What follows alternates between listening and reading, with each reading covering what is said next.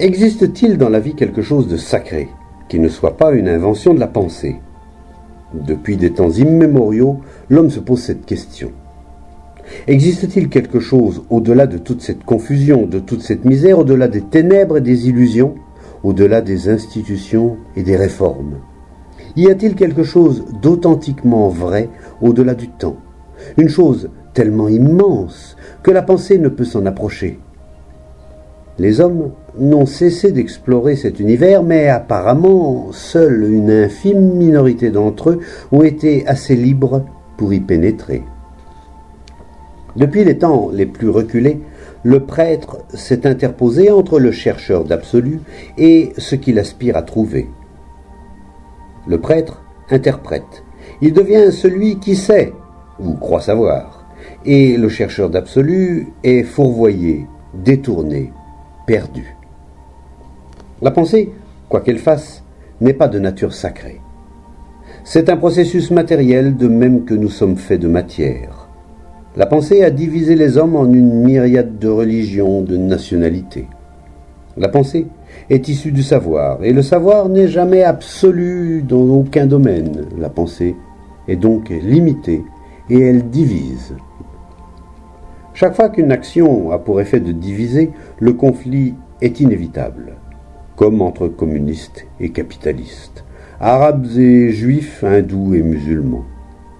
Ces divisions ont toutes pour origine les mécanismes de la pensée, et la division va forcément de pair avec le conflit. C'est une loi.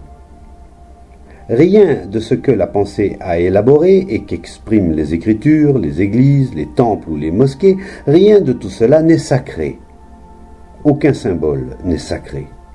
Le symbole n'a rien de religieux, c'est simplement une forme de pensée parmi d'autres, une réaction superficielle à ce que nous qualifions de sacré. Pour pouvoir explorer cette chose sainte, indicible, hors du temps, il ne faut évidemment appartenir à aucun groupe, à aucune religion, et n'avoir ni foi ni croyance, car la croyance et la foi tiennent pour vraies des choses qui n'existent peut-être pas. C'est dans la nature des croyances que de nous faire admettre qu'une chose est vraie sans que notre propre enquête, notre propre vitalité, notre propre énergie nous permettent de le vérifier par nous-mêmes. On croit parce que la croyance offre une certaine sécurité, un certain réconfort. Mais celui qui est simplement en quête d'un réconfort psychologique ne rencontrera jamais ce qui est au-delà du temps. Il est donc impératif d'être totalement libre. Nous est-il possible de nous délivrer de tout notre conditionnement psychologique? Le conditionnement biologique est une chose naturelle, mais le conditionnement psychologique, les haines, les antagonismes, l'orgueil, tous les facteurs de confusion, c'est cela qui constitue la nature même de l'ego, qui n'est autre que la pensée. Pour faire ces découvertes, il faut de l'attention, qui n'est pas de la concentration. Il est extrêmement important de méditer, car un esprit purement mécanique, comme l'est la pensée, ne pourra jamais entrer en contact avec ce qui est l'ordre absolu, suprême, et donc la liberté totale. L'esprit humain est en désordre, et il nous faut un esprit extrêmement ordonné, un esprit qui ait compris le désordre et qui échappe à la contradiction, à l'imitation, au conformisme. Un tel esprit est vraiment attentif. Il est complètement attentif à tout ce qu'il fait, à chacun de ses actes dans le contexte relationnel.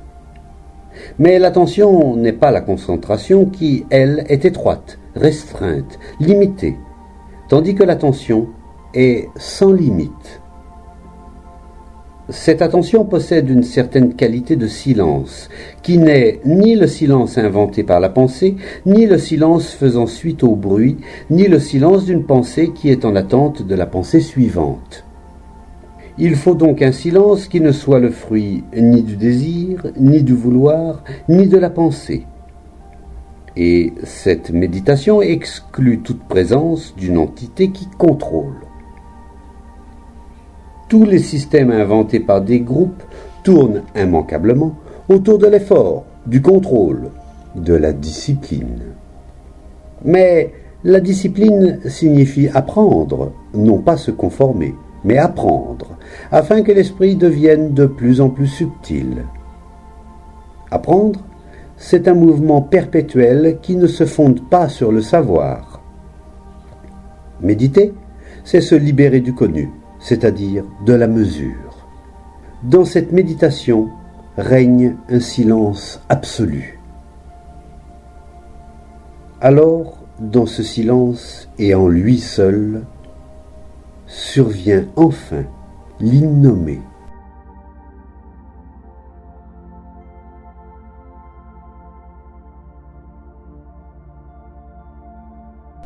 La pensée est un mouvement entre ce qui est et ce qui devrait être. La pensée est le temps qu'il faut pour passer de l'un à l'autre, et tant que persiste la division qui sépare ces deux pôles, ce mouvement n'est autre que le temps mental. La pensée, c'est donc le temps en sa qualité de mouvement. Ce temps, sous forme de mouvement, de pensée, existe-t-il encore lorsque l'observation ne concerne que ce qui est? Autrement dit, si l'observation n'est plus le couple observateur-observé, mais qu'il n'y ait plus que l'observation pure, sans aucun mouvement qui aille au-delà de ce qui est. Il est essentiel que notre esprit saisisse bien la différence, car la pensée sait façonner les représentations les plus merveilleuses du saint et du sacré, comme l'ont fait toutes les religions. Toutes les religions se fondent sur la pensée. Toutes les religions consistent à organiser la pensée sous forme de croyances, de dogmes, de rituels. Et si l'on ne saisit pas parfaitement en quoi la pensée est synonyme de temps et de mouvement, jamais l'esprit ne parviendra à transcender ses propres limites. Approfondissez sérieusement cette question et vous constaterez les faits par vous-même. En fait, c'est tout simple. Si j'ai de l'antipathie pour quelqu'un, mon aversion n'est pas différente du moi ou du vous.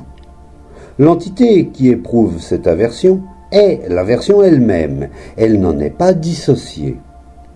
Et lorsque la pensée dit « je dois dominer mon aversion », il se crée alors un mouvement dans le temps pour dominer la réalité telle qu'elle est, pour dominer ce qui est, et ce mouvement, c'est la pensée qui le crée. Donc, l'observateur, l'entité, et la chose qui est qualifiée d'aversion sont identiques.